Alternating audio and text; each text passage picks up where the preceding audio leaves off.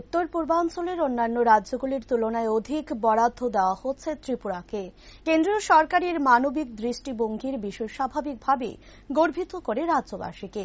বক্তা খাদ্য পরিবহন দপ্তর মন্ত্রী সুশান্ত চৌধুরী বুধবার সচিবালয়ে আয়োজিত সাংবাদিক সম্মেলনে প্রধানমন্ত্রী আবাস যোজনার আওতায় কেন্দ্রীয় সরকারের তরফে বরাদ্দকৃত আরও 1,30,695টি নতুন ঘর দেওয়ার বিষয়টি নিয়ে আলোচনা করেন মন্ত্রী। তিনি জানান, গত 29শে মে ভারত সরকারের রুরাল ডেভেলপমেন্ট দপ্তর ত্রিপুরার গ্রামীণ ক্ষেত্রে আরও 1,30,695টি নতুন ঘরের সেন্সাস দিয়েছে। এ যাত্রায় ত্রিপুরা সহ বিভিন্ন রাজ্যকে ঘর বরাদ্দ করা হয় রুরাল ডেভেলপমেন্ট দপ্তরের তরফে, যার মধ্যে শুধুমাত্র ত্রিপুরার জন্য বরাদ্দকৃত ঘরের পরিমাণ সবচাইতে বেশি, যা স্বাভাবিকভাবে ত্রিপুরাবাসীকে গর্বিত করে বলে অভিমত মন্ত্রীর। এছাড়াও রাজ্যের বিভিন্ন বিষয় নিয়ে এদিন সংবাদ মাধ্যমের সামনে খোলামেলা আলোচনা করেন তিনি। গত 29শে মে 2023 ভারত সরকার মিনিস্ট্রি অফ রুরাল ডেভেলপমেন্ট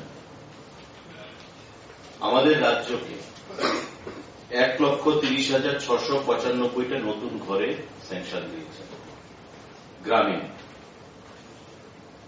আমাদের রাজ্য 1,30,695 এই যে সংখ্যাটা নতুন ঘরে সেখানে sanction ministry of rural development আমাদের রাজ্যকে প্রদান করেছে নতুন স্যাংশন।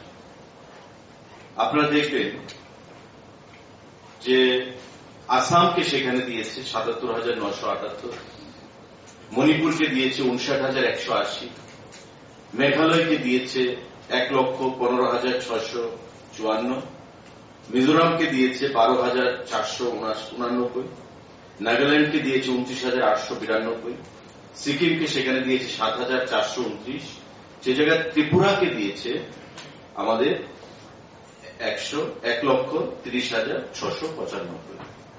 মানে আমাদের সংখ্যাটা, ত্রিপুরা রাজ্যের সংখ্যাটা সব থেকে বেশি। কেন্দ্রীয় সরকার থেকে যে স্যাংশন দেওয়া হয়েছে ত্রিপুরা রাজ্যের সংখ্যাটা তাতে সব থেকে বেশি। তবে পুরনো এবং নতুন মিলে প্রধানমন্ত্রী আবাস যোজনা